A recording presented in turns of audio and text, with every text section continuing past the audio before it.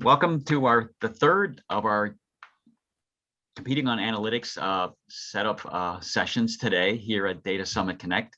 And pleased to have everybody here with us.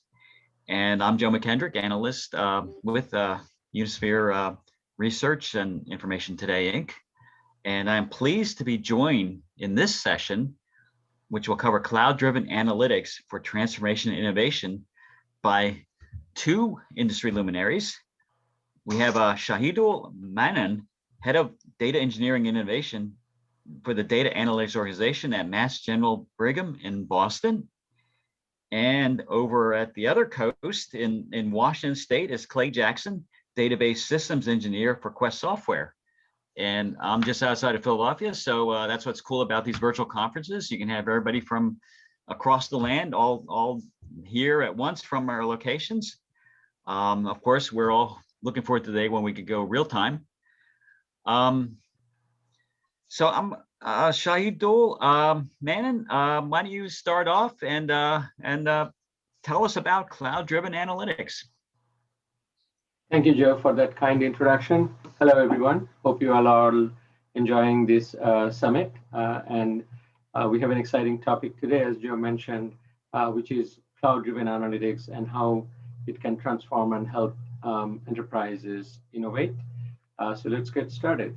So for the agenda, I am going to talk about a little bit about the trends and why cloud analytics and what's happening in the analytics world, moving from data analytics to advanced analytics to AI, and what we are doing at Mass General Brigham to get onto this wagon of innovation through cloud analytics.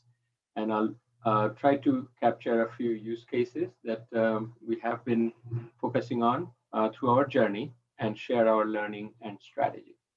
So let's get started. As we all know, the digital interaction has been exploding over the last decade, and it's just continuing to get more and more by the day. And from Google's prediction, the digital interaction that we are having through our mobile apps, through our social media, through web, IoT, smart apps, office applications, you name it, are going through the roof over the last decade, and predicting to 2025, it'll go up by 5 times almost, if not more, to about 5,000 interactions per day. And that means we are going to have more and more digital footprints and data generated out of that. And hence the data explosion that's now covering all the companies and all business and all our activities and giving us new opportunities. So by 2020, we have experienced actually more, 7 billion people connected, more and more devices, 30 billion devices connected, and reached over 50 zettabytes of data prevailing out there with all these interactions that the devices and people are having, be it financial, be it social media and whatnot. And now we are projecting to reach more than 150 in the next 5 years or so. And this gives an opportunity for all business to move to the becoming more data-driven strategy, but at the same time, it gives challenges. So it seems that only 20% or 80% think they are going to act on this. And most of them are predicting that they are at risk and risk of failure in this journey. So what is the business driver for cloud data analytics? The key drivers are that we want to use this big data and this opportunity for understanding our customers, our patient, to build new product and service through innovation. We want to go more real time so we can have better predictive, better insights and act on predictive power. And we can lower our operational costs. We can generate more revenue and get more market share and have a more improved customer understanding. In our case, for Mass General, it's better understanding of the patients so we can provide more value added and enhanced quality of care. And along the way, we want to manage our risks and our security and governance properly enforced. So with all that, to summarize, the state of the data analytics is that the interactions, as I mentioned, are going through the roof. We are seeing data explosion, the data volume, variety, velocity that we always hear are becoming a challenge. opportunity as well as challenge, how we are going to use this opportunity for our advantage. And catching up with so much data at scale and speed is a big challenge for most of the companies, most of the enterprises. And there are just too many new data sources and too much variety and too many data silos from the legacy that we have been carrying that are unable to just leverage this data as a power for analytics. And data quality, metadata, and governance, as we all in the data analytics world know, has been always a big challenge as well as a big way to manage the proper high quality analytics. But in the big data world, it is becoming more complex because of the volume again. And there are changing and expanding and redesigning that's constantly going on with new technologies and innovation. And we found that the on-prem data platforms are becoming too slow for this and expensive. And finding the right talent, whether it be for new on-prem data analytics or cloud-driven, is a big challenge. But to overall overcome most of this, we are now looking at cloud, which brings us new ground for scale, speed, and flexibility. And we'll see how. And remember the new data architecture patterns, just a quick view of that. I'm not going to go over all of these, but as we are evolving in the big data world with newer technologies, we are finding various creative ways of serving up the data, providing more real-time analytics. And there's a lot of letter soup here. We use Lambda architecture for real-time and batch blending. We use Kappa for more real-time transformation, IoT architecture to get the bedside device data and whatnot. Batch processing is always there to get high volume of data for data scientists and innovation, and real-time processing for alerting or any of the real-time transactional analytics. So all these combines makes it more and more challenging and difficult for technologists and business to cope up with these patterns and build new set of capabilities and technologies. And that's where cloud analytics comes in to the rescue. Because with the cloud, we get faster reactivity to changes, and we have much more faster and flexible time to market and new ways of handling any new project and prototypes in a very short time. And we have increased productivity. We are looking at because of the shift of IT personnel who were more busy with managing on-prem servers and data centers can now be used for other high-value tasks, because cloud is most of the places that we look at are going to be mostly managed services. And cloud also provides us new set of technologies at the fingertip in a very quick and effortless way, just a release of some kind. And so now we can look at blending in variety of technology to reach more creative solutions for data analytics through AI, ML, or IoT, or advanced analytics. And ability to achieve cost savings is another factor for cloud benefits, because it's more of a moving away from CapEx to OpEx, and it's pay as you go. So we have better understanding and easier sell in terms of the transparency of what our costs for project, for IT, for applications are going to look like. And there is a huge advantage of scalability. We all know how cloud can help us with burst, with auto scaling up and down to manage our load and also optimize our cost. And there's improved availability for applications, and thanks to the reliable, secure architecture that we can achieve through the cloud providers. So that's why we see that various research are showing how companies are faster getting on this wagon to adopt cloud analytics. In this study, Forrester Research predicted that between 16 and 2021, there's going to be almost 40% increased cloud subscriptions. And I believe the current data is showing even more than that, which is 7-8 times more than on-prem adoptions.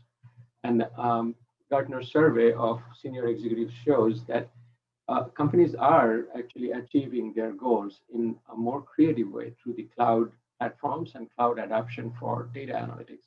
There's more IT modernization that's happening in a faster pace. There's better productivity and our favorite, agility and innovation is certainly a great outcome of the cloud that we are experiencing and seeing in the industry, across the industries. So how are we doing it at Mass General Brigham? Let's look at our approach and some of the high value use cases that we have achieved so far and our journey ahead. So at Mass General, we are a big service provider in healthcare.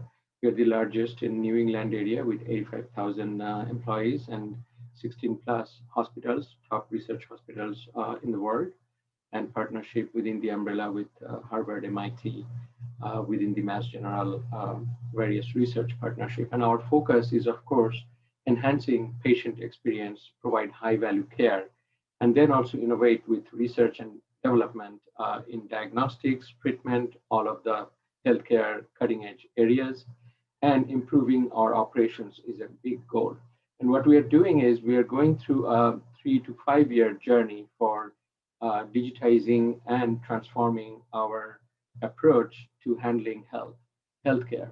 And data is a big part of it. We want to become a data-driven enterprise, if not already, and enhance and expand on that.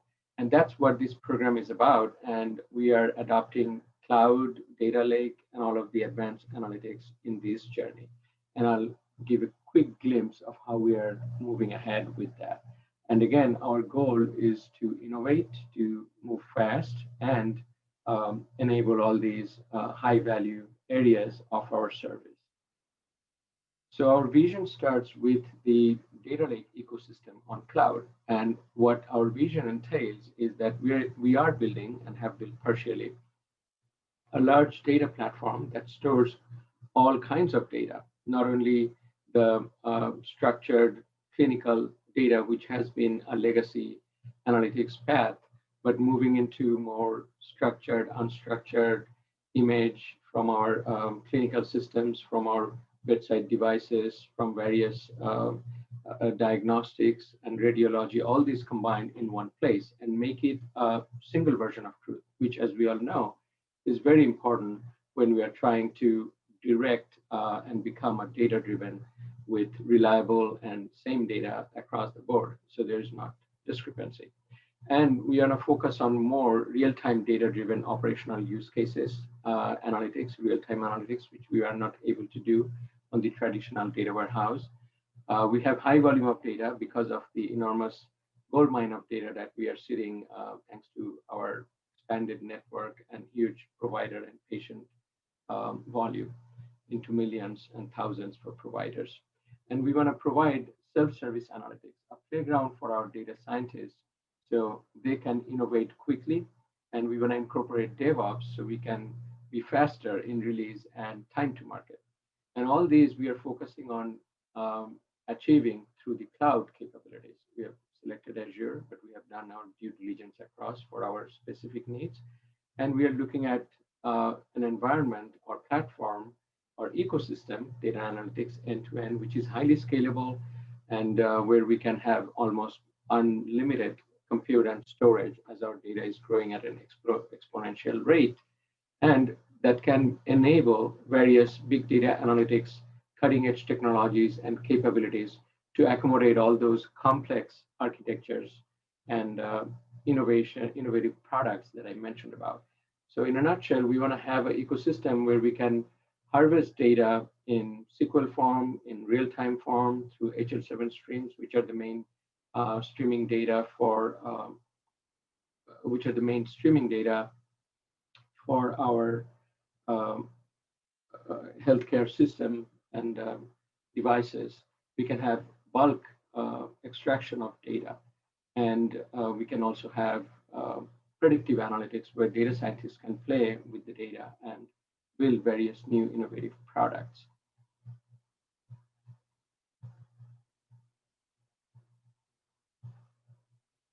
I'm just making sure you're able to see my screen.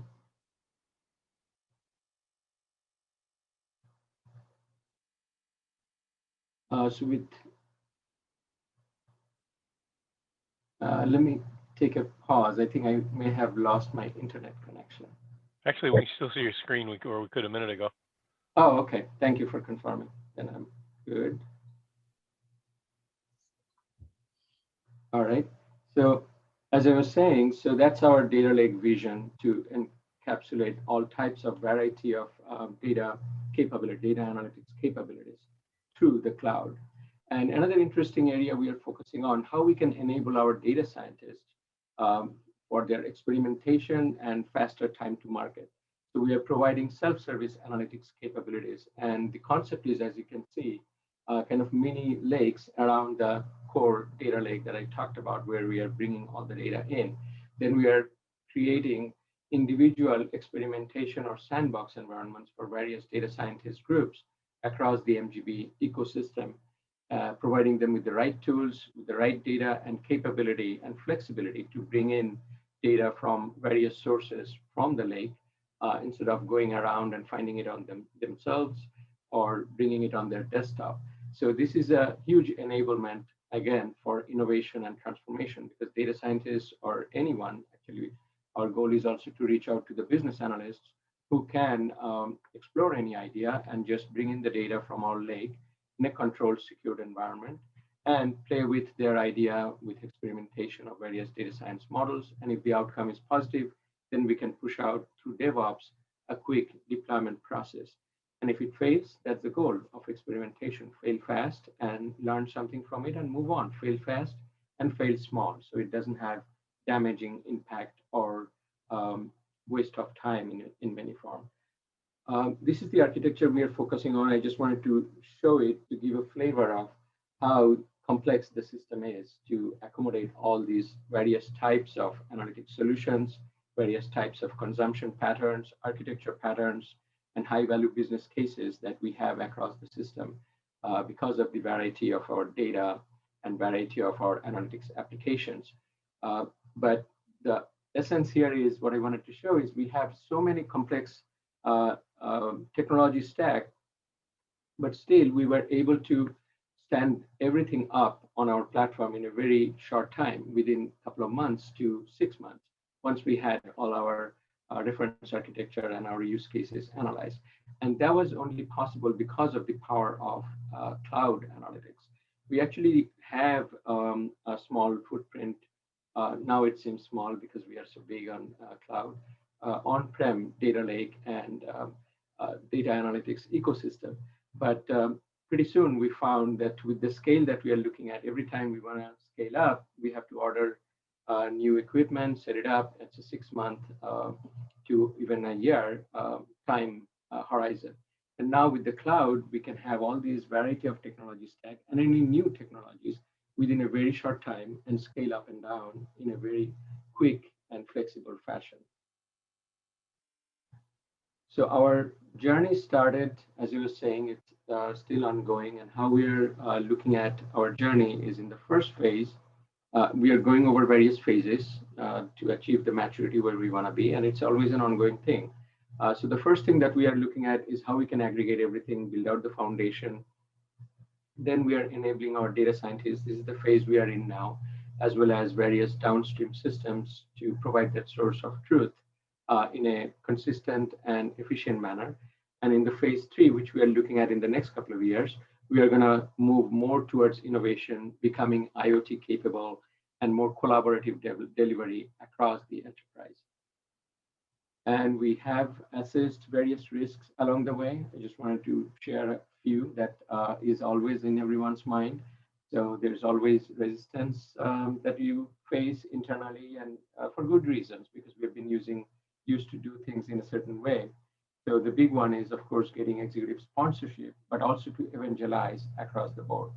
And I won't go over all of these, but these are more focused on basically adoption of new technologies, having to go into cloud, looking at the security and compliance issues that comes with healthcare data, and all kind of cost estimation and optimization questions, and then how we cannot be locked into one vendor or depend on one cloud provider. And all those are along the way we discussed and found out creative ways to manage those risks, getting the executive sponsorship, having more hybrid to multi-cloud approach, building out exit strategy along the way, and various frameworks to actually make it a more efficient, new, but efficient way of handling DevOps, release to change management and all that. A quick example how we quickly innovated and applied this new platform and set of analytics capabilities to predict COVID bed census and bed prediction, bed availability, which was very critical when we were going through the COVID surge. And we could administer the beds, the ventilators and all those closely so we don't run out of those as we are predicting a surge, and we take appropriate measures ahead of time. So tremendously valuable and real-time analytics capabilities. We have been predicting the waiting room capacity because of the COVID. We want to make sure that there's proper social distanced people in a waiting room. And so we want to constantly measure and predict how and when we are going to meet the threshold of a wait room so the administrators can work accordingly, either rescheduling those patients or expanding the wait room capacity. So all in all, our learning, I just wanted to close on sharing some of our key learning. We're still on this journey, as you know, but we have been tremendously successful in a very short time, not only building out our overall cloud-enabled data analytics capability and platform, but actually providing value, as I have shown some of the use cases along the way. So key is that we have learned is identify the platform requirements as a product and our cloud deployment approach thoughtfully and right from the get-go, and understanding that you'll need to tune it along the way and make it better as you learn. And then talent development is a big part. So we went in a hybrid blended approach, hired some key consultants, started upskilling with training program, and went through new hire as well. So blending in to include new talents to jump into this new journey of new set of technologies. And another big item is don't go big bang, because nowadays business is constantly transforming. Like we have COVID out of nowhere. You want to always tune and show value along the way. So our approach has been that we build out the foundation, but at the same time, look at some high value use cases and actually provide and implement it for use to harvest the value for business. And we call it changing the plane engine while we are flying. But it's very important because that's how you get the visibility, buy-in, and actual ROI in a quick and streamlined fashion. And then we want to focus on new process because it's a completely new paradigm. Don't get stuck with your old data center driven change management, release management, and all those good practices that has served us. But in the new paradigm, to get the right flexibility and speed to market, you want to adopt and go with the newer processes. And again, it'll be a culture change, not only process change. And then you want to streamline to manage this culture better, the deployments across the enterprise. Take everyone on board and make sure you have a consistent approach with all other partners. In a large organization like MGB, we have many, many partners. So that has been our focus from the get-go. So we still have ways to go, but it has been a tremendously valuable journey and paradigm shift for our organization as a whole. And now we are aspiring to do even more and better down the way. So good luck to your cloud analytics journey. And I think I can close here and take some questions now or later as appropriate. Thank you for listening and hope it was helpful.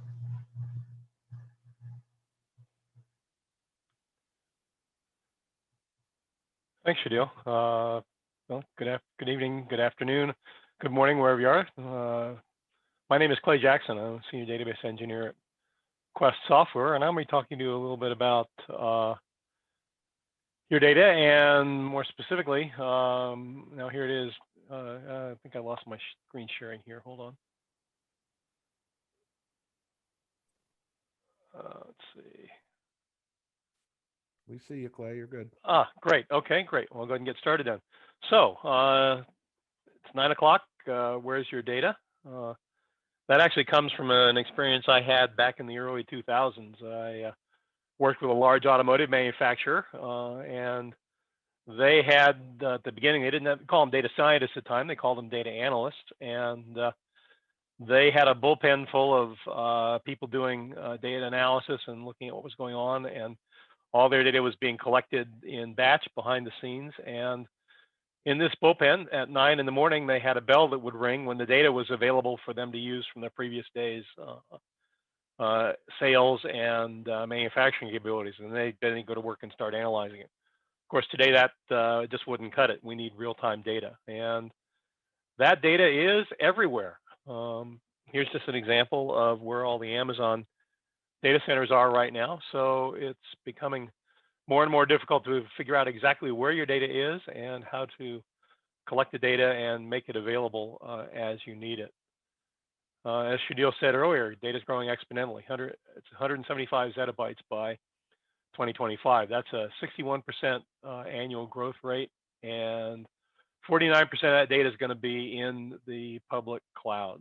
So lots of data is out there. So here's some high-level trends that we're seeing here at Quest. First of all, hybrid cloud is here to stay. Not all data is appropriate to put in the cloud. As you heard Shahidul mention a few minutes ago, they still have a small on-prem setup and have some data on-prem. And we're always going to have that. We're going to see data that doesn't need to be in the cloud, or data might be in multiple clouds. We have some customers, we've seen customers that actually have Azure data centers, but also are using Oracle Cloud for some of their data. So different systems, and some even also using AWS, Amazon. So no single source of truth or a single place where all of your data is going to be. Regulation of data is increasing. We got PCI, we got GDPR, and we just got some state and local laws being passed about people's rights to privacy and rights to know what data they have. But demand for data is also increasing. Analytics and reporting are a big piece of that, of course. So how are you going to seize that and take advantage of it? Well, here's some of the challenges you're going to face along the way. First of all, you got data growth. Where are you going to store all that data? And performance. How are you going to get all that data back and make sure that it's available when you need it? Data delivery. How do you deliver the data to your end users or your data scientists or the people that need to use data? And what about the quality of that data? How do you prove to your auditors that the data that you have in your OLTP system and data your customers entered is the same data that your data scientists are using to analyze it? And how do you make sure that that data stays of high quality and is available for you all the time?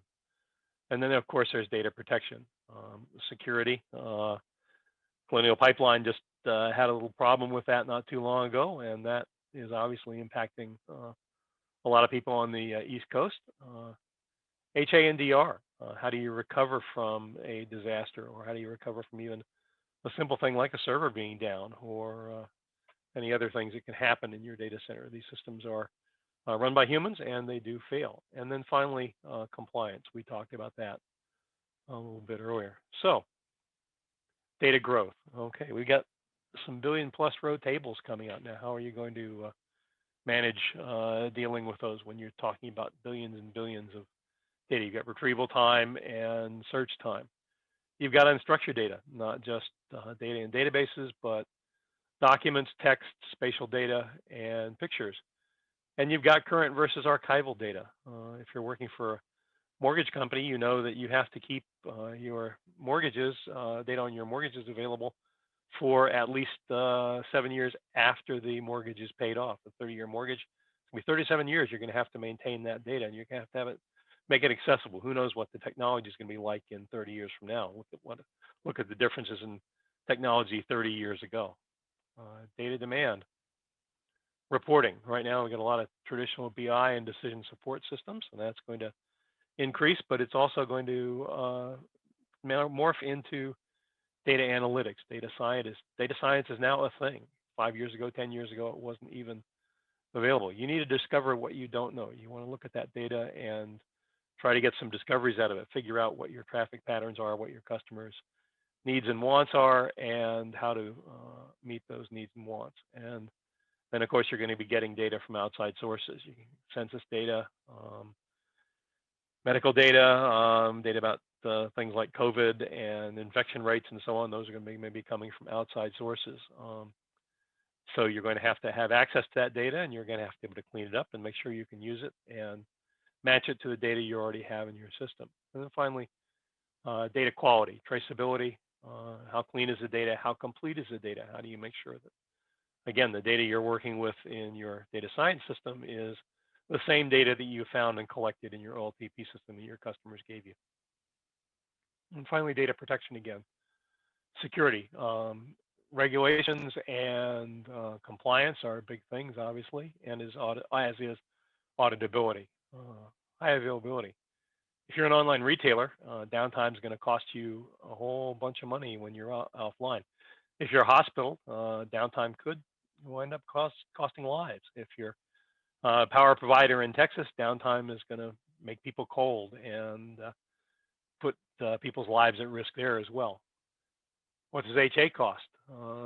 Same thing, it's a trade-off there. You don't want to pay so much money that you're crippling your business for an event that might happen only once every 100 years. But at the same time, you want to make sure that when it does happen, you're ready for it. And disaster recovery. It's not just hardware. It's all about people, processes, and documentation. If your data center floods or you have a fire in your data center, you're going to need another place to sit not only your computers, but your people. If you're in the cloud, that's great. You know, a lot of cloud providers have backgrounds there, but there are still outages that happen in the cloud. Contractors cut power lines, the big Office 365 outage not too long ago that I'm sure a lot of people experience. So you are going to have outages even if you're in the cloud. So how are you going to recover from that? What's your disaster plan, and how do you activate that disaster plan if and when you need it? Okay, there are lots of possibilities here, and in the darkness, that's where your possibilities are going to shine the brightest. So let's meet those challenges. First, around data growth, billion-plus row tables, lots of performance tricks, hire very competent and effective DBAs. There are lots of tools on the market that can also help you analyze and improve performance. Make sure you have proper retention policies. Don't keep that 30-year-old mortgage application in online near front storage. You don't need to keep the application around. It's not going to change. You can keep it in a read-only storage and only access it when you need some sort of archival purposes or some sort of research purposes. So have a data governance program that's going to help you do that and understand that.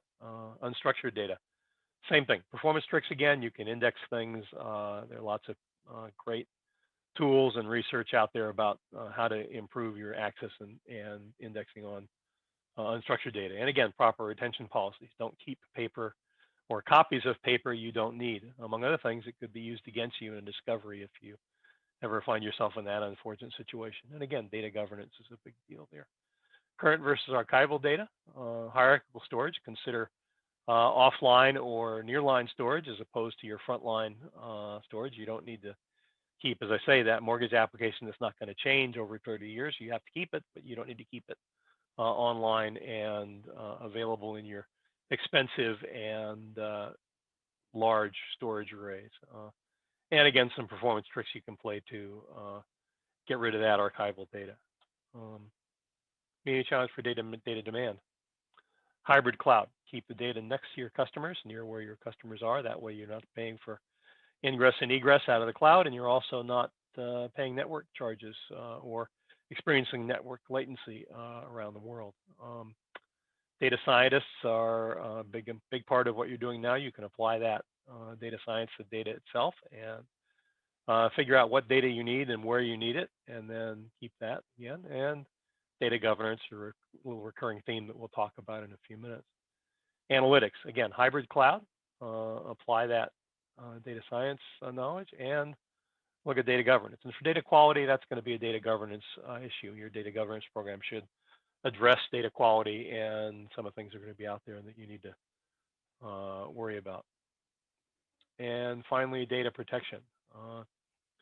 Make sure you have an information security office and an information security officer, and that they're up to snuff on things that are going on.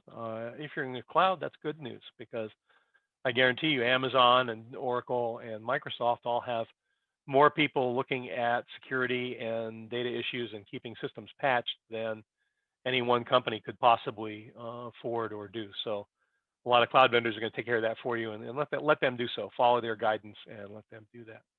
And again, data governance, high availability.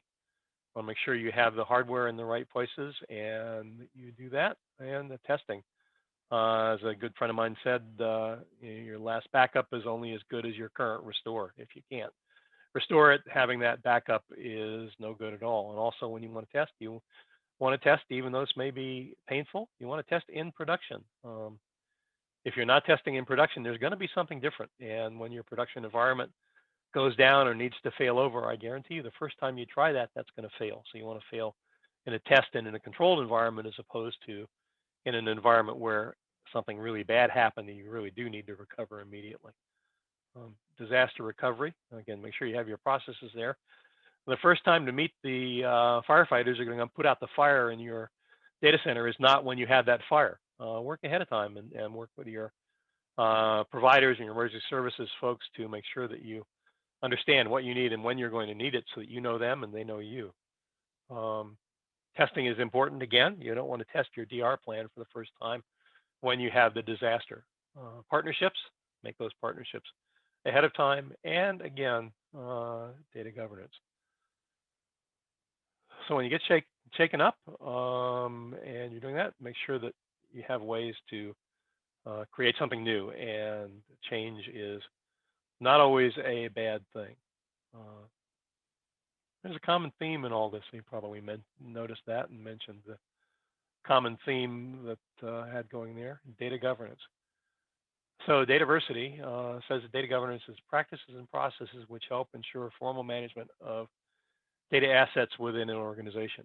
Your data is probably the most valuable thing you have. The data about your customers, the data about your employees, the data about your infrastructure, and how you manage and maintain that is going to make a huge difference in your ability to keep up and stay profitable and stay